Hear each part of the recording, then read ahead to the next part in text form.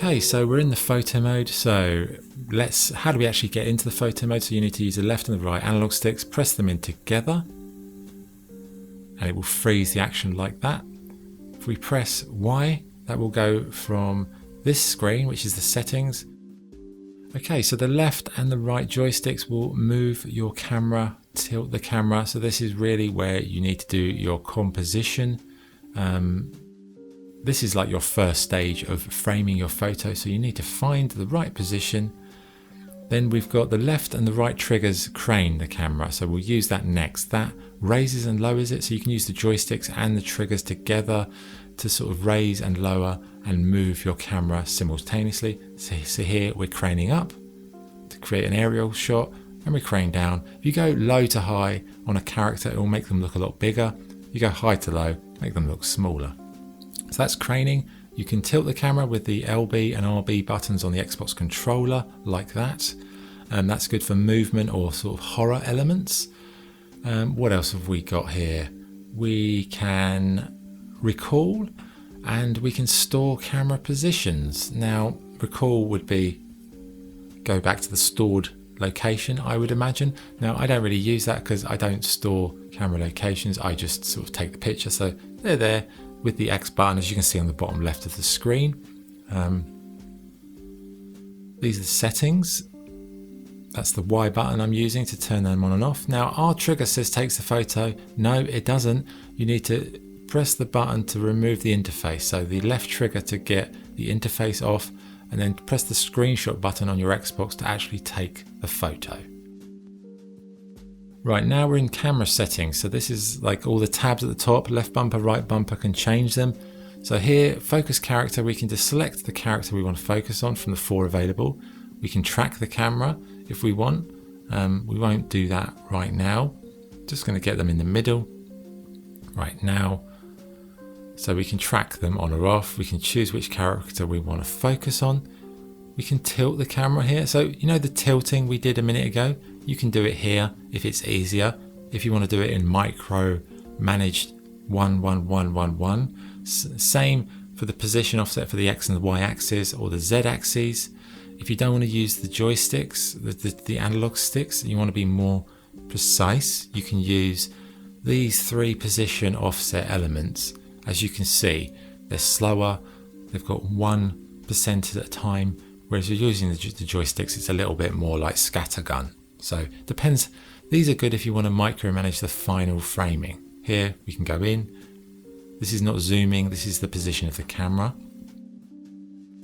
Okay, so they're useful if you want to do very sort of micromanage stuff. Camera reticle, as you can see, you can have that on the screen. I don't see the point, so I would take that off generally if I'm taking pictures. The grid, you can use the grid to measure distance, like eye line 2/3 up is always a good place to sort of place it. And that's kind of what you can do. Like you can look, eye contact, get the eyes in line with that top line if you want to get a balanced shot. But again, the grid is not something you'd want on the photo. Okay, we've done camera settings. So next, what's the tab next? Lens settings. So we've got field of view, exposure, depth of field. What is field of view? It's basically like the depth of the shot. So it's like a zoom, but there is skewing on the borders if you go out too wide. But again, this is a way of just changing the field of the view that you're looking at. Again, you just need to know what you're looking at in terms of composition before you can use these things. So got them all bang in the middle, I believe. You see what I mean with the joysticks, like they're very erratic in terms of how much they pitch and move. Anyway, so that's the field of view. Go a bit tighter. I think we're okay there. So exposure raises the light levels, although doesn't seem to do a lot in some of the shots. Like there, it's darkened the elements, hasn't it? But then when we go to the top, it didn't really do it. I'm not really sure what's going on there, because it should make, if it's 100 plus, it should be really super duper overexposed, but it isn't. Anyway, depth of field on. This is to do with focus, so we can do focus mode, strength, distance. Focus mode is manual or auto. Auto picks a character. Manual selects your distance yourself. So let's say we'll focus on a character. Strength is an f-stop. F-stop, the higher the number, the more of the environment will be in focus. The lower the number like that, the less. So it depends. Do you want shallow focus? Do you want big focus? Do you want blurry background? Do you want clear background? Blurry background, low f-stop number. Clear, crisp background, high f-stop number. That's how it works. Why is it called f-stops?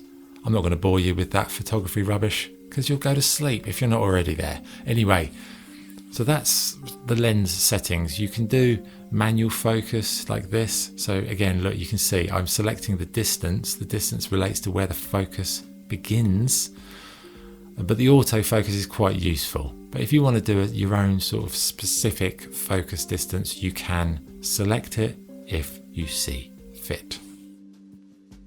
Okay, so that's lens settings. Next is to do with characters. So first we'll go into the character visibility. As we can see, we've got options to turn off the party, NPC, your enemies. So who do you want in the photo? Here you can select that. Okay, next we can select an individual character, for example, and then we can go and change things like their expression. Now obviously this is not easy to see from a distance, so we need to come in to the character's face, and it's out of focus, of course it is. Let's autofocus and let's pick the right character.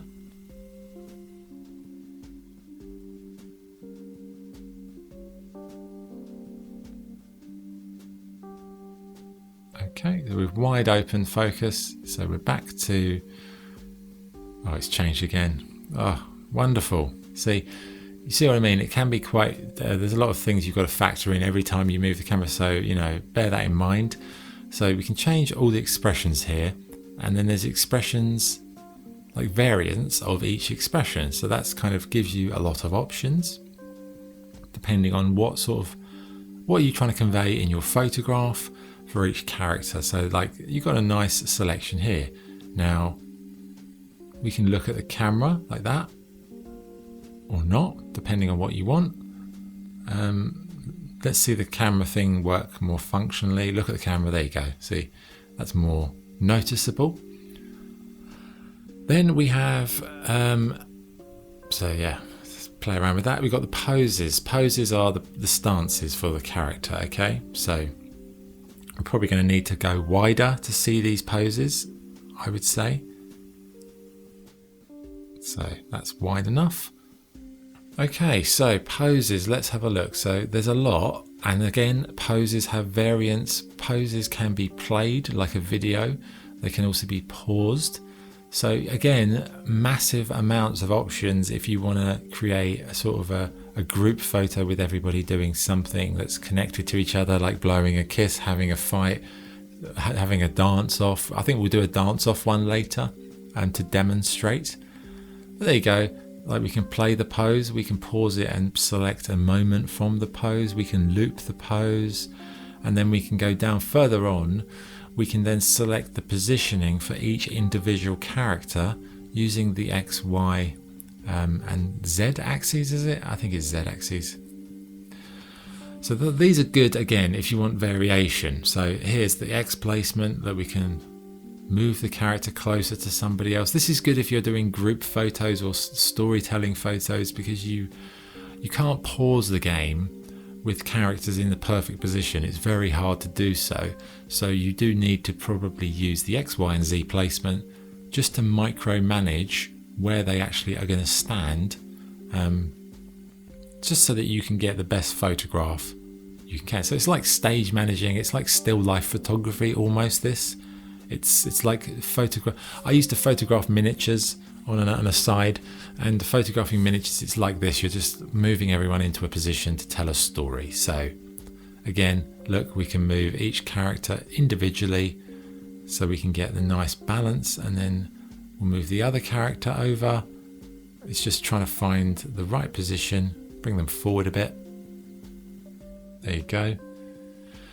And you can just play around with this sort of stuff to your heart's content until you've got the best. You can also rotate. You can rotate the characters. You can also show the characters or not. So you can, if one of them looks a bit weird in the shot, you can get rid of them. So that lots and lots and lots and lots of options, which I really think is fantastic. Love it. So we can show the character, as I said. I think at the bottom we can also do battle damage and a couple of other bits and pieces, I think. Show character battle damage, show the helmet, show the weapon, things like that if we want. Show an instrument. Do you want them in the camp clothing where they're in their sort of bedwear? Do you want to reset it? So there's plenty of options in the character settings, lots to use. Okay, so those are the character settings. The next tab, what is it? Post-processing. So we've got color grading, and what else have we got? We've got lots. Let me just try and get them framed on that side. Okay, color grading. Again, this is a filter. There's no filter intensity, which is quite disappointing. We've got contrast. Contrast underneath, it defines light and dark more profoundly. Saturation is to deal with color. Highlights should edit where the bright areas are, make them brighter, make them darker. As you can see, the contrast, if you go all the way down, it just becomes grey. You go all the way up, definition, good for black and white. Saturation, highlights, brightness, again, raises the brightness of the overall image or lowers it. Let's see the saturation. If you go to the top, it's too weird, isn't it? And then you can put your own black and white element if you take saturation out. There's no sort of move it by tens button, which is a bit annoying. So it's probably better to use a mouse keyboard for PC players. Probably this photo mode's a lot easier. Highlights. So if we move highlights to the top, nothing really happened, did it? Something weird going on with the light levels in this game. Like you put it to the bottom, nothing. See, that should change, but it doesn't. So maybe that's a glitch. Probably some technical aspect of the game. Brightness. So if we put it up, everything should go bright. Yes, there you go. That's no good. And if we go all the way down, so obviously you wouldn't take a picture like that, but you just find the balance to suit your photo. Vignettes, that's a border around the image. So basically,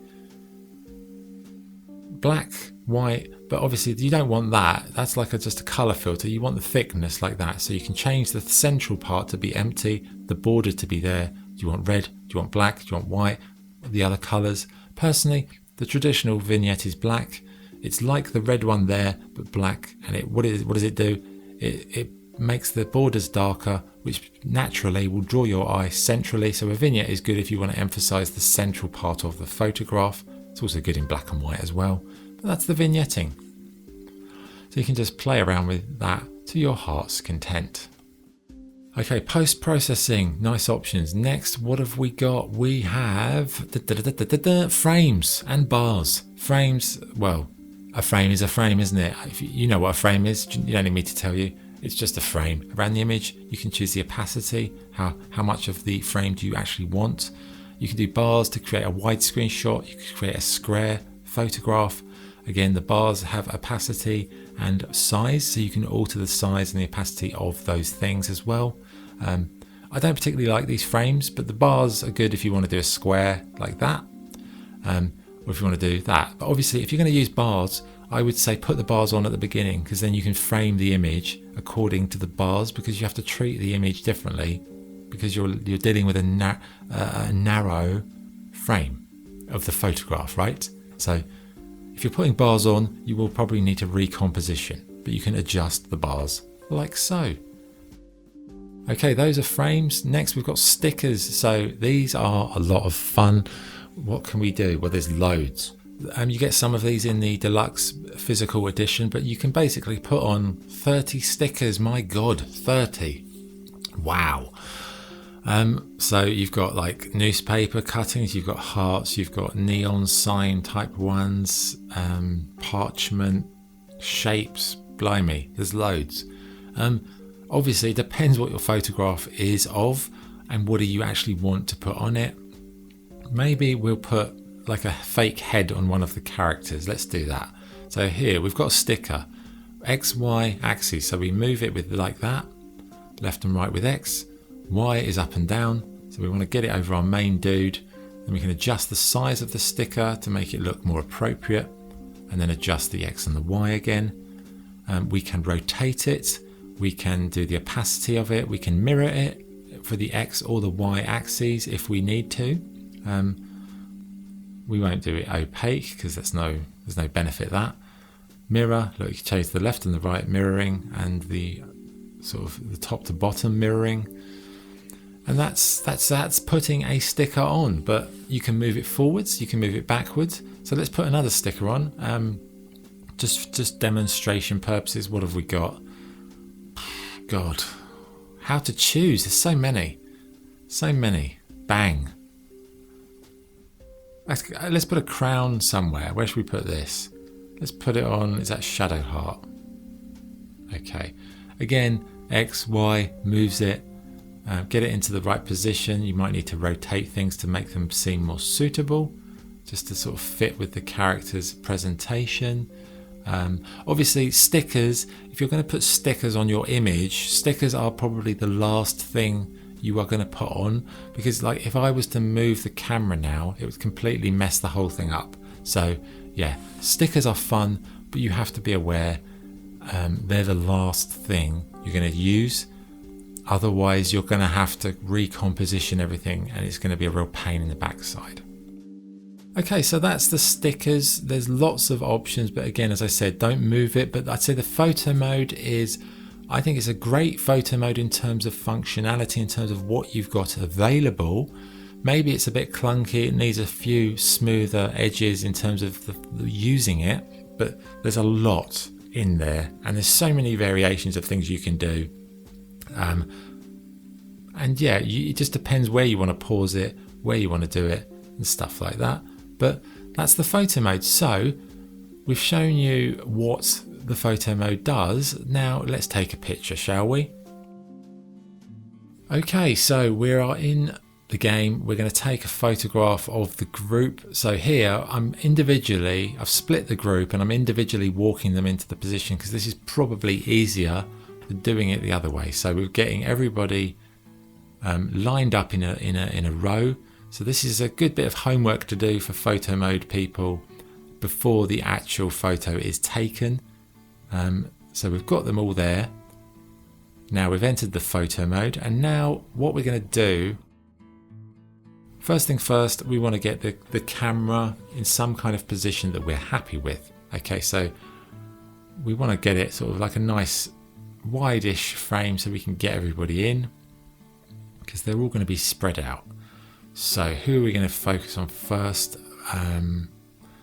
Let's Gale. Should we do Gale? So posing. What is he going to do? I think we're going to do a dance off here. So let's have a look through the poses, and once we find the right pose, he's lovely. A bit of dancing, a bit of disco dancing, is it? Pose variant. Okay, we're going to have him looking at the camera. Expression. Happy or hurt? We'll put him happy, and let's see what other dances they do. Folk dancing, freestyle, ridiculous. What is that? Is that Cossack stuff? Okay, so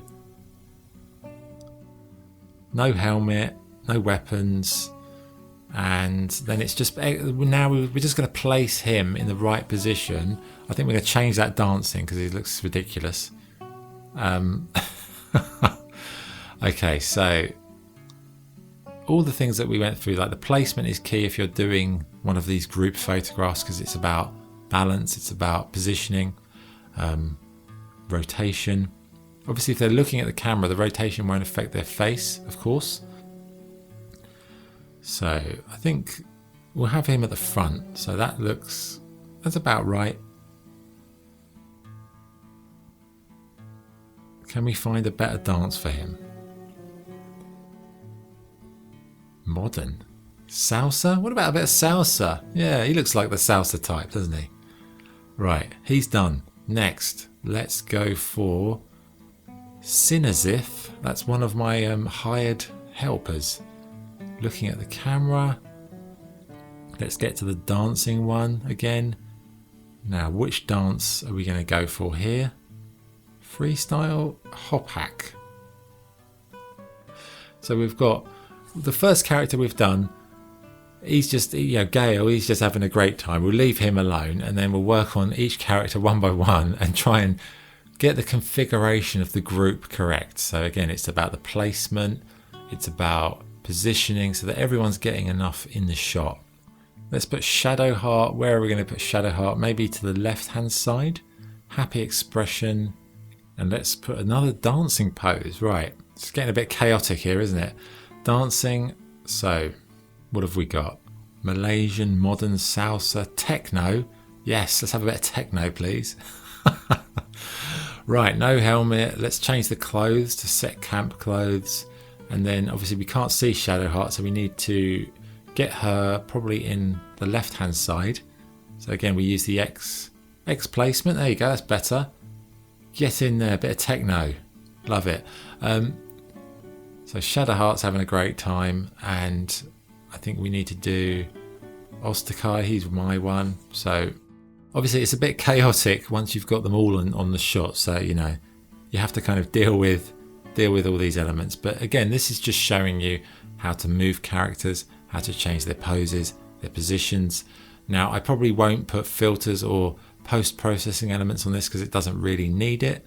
But yeah, if you were taking a picture like this, you could do all that at the end. You could put some stickers on if you wanted to. You could put a border on. Obviously, if you do a border, you're going to have to reframe. Obviously, as well, focus distance. With this kind of photograph, you're better off not doing the focus distance at the beginning because it's going to get too complicated. So again, depth of field, aperture, you can do that at the end. I feel like we need to give him like an Irish jig or something, old the orc dude. He's in his underpants, why not? Why not?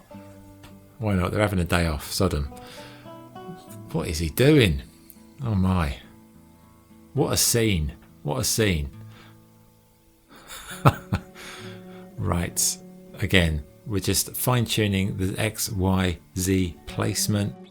One slight irritation is when you press the Y button to sort of change the menu, it does reset to the top element, which means you've got to scroll all the way down again to the one that you wanted, which is quite frustrating. So I think we've nearly done. We've just got to get the other character to be in the shot. So yeah, that's kind of really it. You just fine tune it. You select their clothing. You select, do you want them looking at the camera? Do you want them dancing? Do you want them facial expression altered? Do you want borders on it? If you do, put them in there first, probably to make it easier for framing. A focus, distance and stuff I would do at the end. Stickers I would do at the end. But yeah, basic composition. Like now this is the time where I can do the focus. See what I mean? So we want to find just the right focus distance for Gale, and then we do the f-stop. We keep going up until every one of our characters is in focus. And the background's a little blurry. And there you have it. That is the final shot. What a glorious, perfectly sums up Baldur's Gate 3, doesn't it? Chaotic and so much going on, it's hard to take it all in. But one wonderful game. Thank you for watching the review. Thank you for watching the unboxing. Thank you for watching the photo mode guide. I hope you enjoyed the video. I hope this guide has been helpful. This is Photography Gamer signing off. Look at the state of this lot. Unbelievable. Cheers.